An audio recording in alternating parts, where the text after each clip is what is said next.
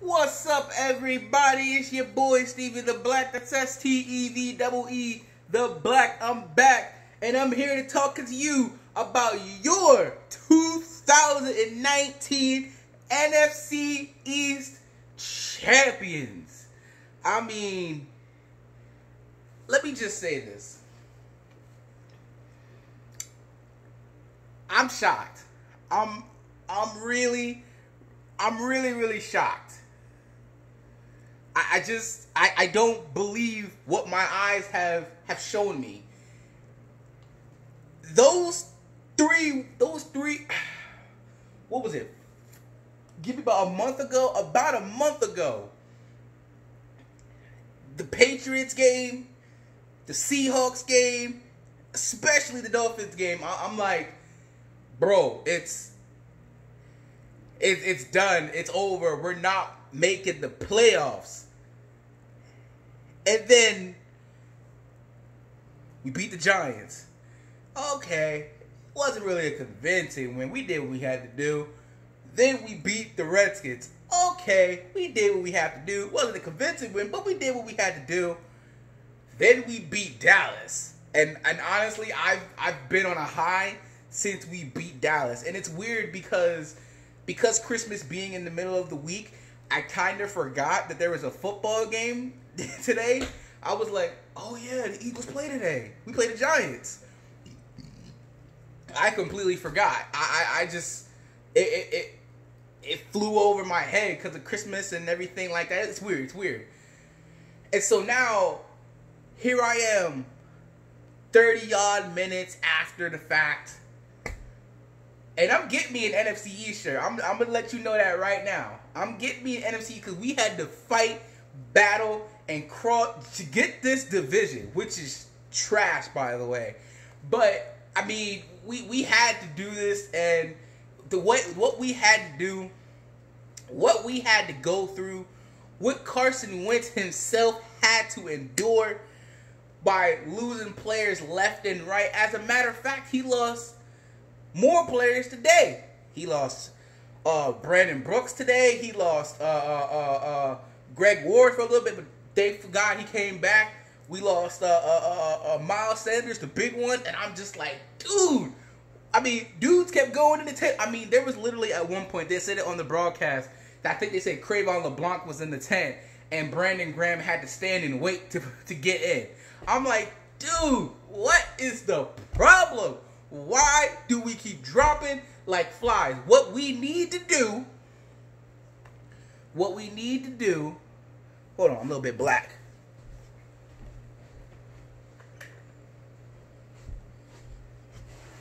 I think that's better. Yeah, it's better. Okay, what we need to do is we need to do what we were doing during Chip Kelly when here. Whatever he was doing, health-wise, was working. Because nobody was getting hurt. Nobody. And at least, they were getting hurt, but they weren't dropping like flies. I mean, oh my God, we were losing players. Like it's hunting season or something. It's mind-boggling to me. But enough with all that. Carson Wentz, the first quarterback in Eagles history to throw for 4,000 yards, and he did it with no wide receiver help, throwing to nothing but tight ends and running backs. Nothing but the screen game. I mean, it blows my mind. It blows my mind how he elevated his game, made the practice squad guys better, but he can't take all the credit because the practice guys did step up. They stepped up. Especially today, a couple dudes, wide receivers, they made some incredible throws.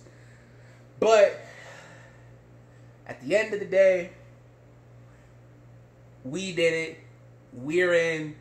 And I mean, it's been a roller coaster of a season, man. I mean, it truly has been a roller coaster of a season. When the highs were high, they were high. But when they were low, they were low. And let me tell you, after we lost to the Dolphins, I I thought that was it, and I was like, look, we can't even beat the Dolphins. What you make me think we're gonna beat the Giants? You darn think at the time I didn't think we were gonna beat the Dallas Cowboys. I was like, they're gonna put us out of our misery, and the Eagles just kept on fighting. They do what they do. They keep proving me wrong. Last year I quit on this team. I admit that. I said I was a hypocrite last year. Last year I quit on this team. I said, nope, I'm done. This year, I gave up on the Super Bowl, and as the losses kept piling up, I kind of dwindled a little bit. I was like, here we go again. And I'm like, I don't see any way out of this. And I was leaning toward quitting. I was leaning toward no playoffs, but I'm like, well, it is the NFC East. Somebody got to win it. And I'm like, if we still got a chance, I guess. And then the wins racked up, and now we're in, and Carson Wentz gets to play a playoff game. He gets to beat. He's been in playoff mode for 4 weeks now, so he's mentally prepared. But now he's gonna find out. He's gonna find out.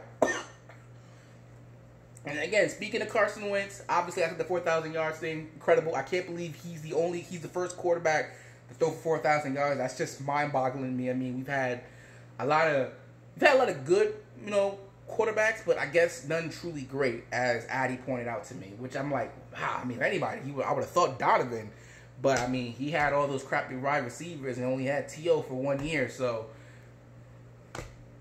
but even the year we had T.O., he didn't throw for 4,000 yards. So I mean, but it's just.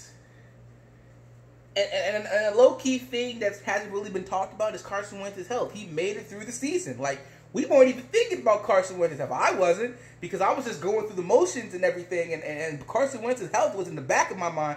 Every now and then he might do something. I'm like, oh my God, please don't tell me he's hurt. But for the most part, I completely forgot about it. And now I'm like, wait a minute. We won the NFC East. We get a playoff game. Carson Wentz gets to play in that playoff game. He stayed healthy all year. I'm like, woo! So I got to give it up to Carson Wentz, too, because he not only did he had to put up with so much crap in the offense this year, but he endured. He led this team, especially the offense, and now he gets to play in the playoff, and I'm just so excited for this guy, man. I can't even begin to tell you. So much talking. I'm thirsty.